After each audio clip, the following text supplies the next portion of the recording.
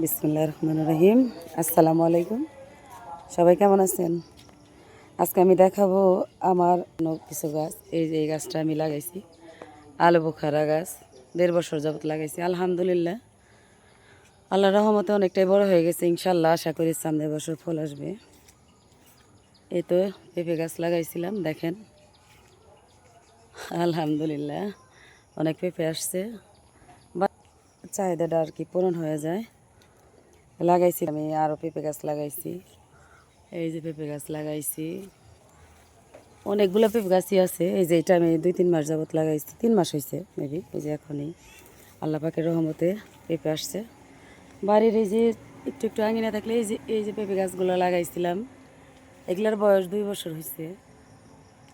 অনেক পেঁপে দেয় আল্লাহর রহমতে, সুন্দর পেঁপে আসে।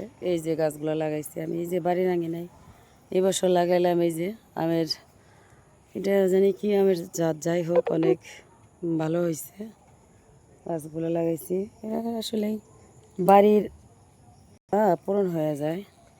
কিছু ফ্রুটসের চাহিদাগুলো মোটামুটি পূরণ হওয়ার জন্য পেঁপে গাছ তো এই জায়গাগুলো দেখেন। এটা লাগাইছি কটবেল গাছ।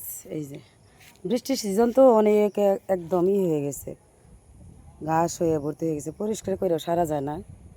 এটা লাগাইছি কটবেল গাছ। কটবেল গাছটাও আল্লাহর রহমতে অনেক বড় হয়ে গেছে। এই যে লাগাইছি, এটা লাগাইছি হলো বেদানা। এটা টাঙ্গাল থেকে আনছিলাম চারাটা, আল্লাহর রহমতে অনেকটাই ভালো হয়েছে। দেখেন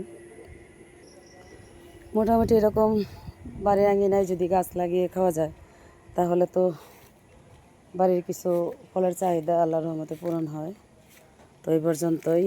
সবাই ভাববেন যে আমি গাছ লাগাইছি তাই দেখালাম আপনাদের। যদি ফল আসে ইনশাআল্লাহ, আলু বোখারা গাছে যখন ফল আসবে তখন অবশ্যই আপনাদেরকে আবার দেখাবো। সবাই ভালো থাকবেন। আল্লাহ হাফেজ। আসসালামু আলাইকুম।